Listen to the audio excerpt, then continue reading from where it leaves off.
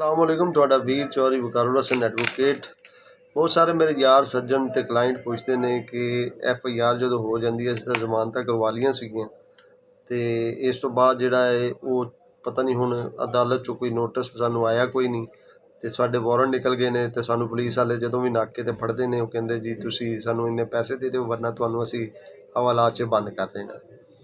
ਤੇ ਬਈ ਇਹ ਜਿਹੜਾ ਚਲਾਨ ਹੈ ਜਦੋਂ ਵੀ ਤੁਹਾਡੇ ਤੇ FIR ਹੁੰਦੀ ਹੈ ਉਸ ਫੌਰੀ ਬਾਅਦ ਤੁਹਾਡਾ ਟਰਾਇਲ ਵੀ ਚੱਲਣਾ ਹੁੰਦਾ। ਸਿਰਫ ਜ਼ਮਾਨਤ ਹੋ ਕੇ ਤੇ ਤੁਹਾਡਾ ਖਾਤਾ ਜਿਹੜਾ ख़त्म ਨਹੀਂ ਹੋ ਜਾਂਦਾ ਤੇ ਚਲਾਨ ਨਿਕਲਦਾ ਹੈ, ਵੀ ਸਮਝੋ ਤੁਹਾਡਾ ਟਰਾਇਲ ਨਿਕਲਦਾ ਹੈ ਤੇ ਉਹ ਟਰਾਇਲ ਤੁਸੀਂ ਫੇਸ ਕਰਨਾ ਹੁੰਦਾ ਹੈ ਤੇ ਉਸ ਤੋਂ ਬਾਅਦ ਤੁਸੀਂ ਬਰੀ ਹੋਣਾ ਹੁੰਦਾ।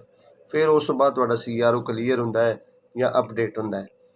ਤੇ ਇਹ ਸਾਰੀ ਡਿਟੇਲ ਨਾਲ ਗੱਲ ਕਰਨ ਵਾਸਤੇ ਮੇਰੇ ਨੰਬਰ ਤੇ ਤੁਸੀਂ ਰਾਬਤਾ ਕਰੋ, ਤੁਹਾਨੂੰ ਸਾਰੀ ਡਿਟੇਲ ਦੱਸਦਾ ਕਿ ਕੀ ਇਹਦਾ ਇੱਕ ਪ੍ਰੋਸੀਜਰ ਹੁੰਦਾ। 0313 046 4344।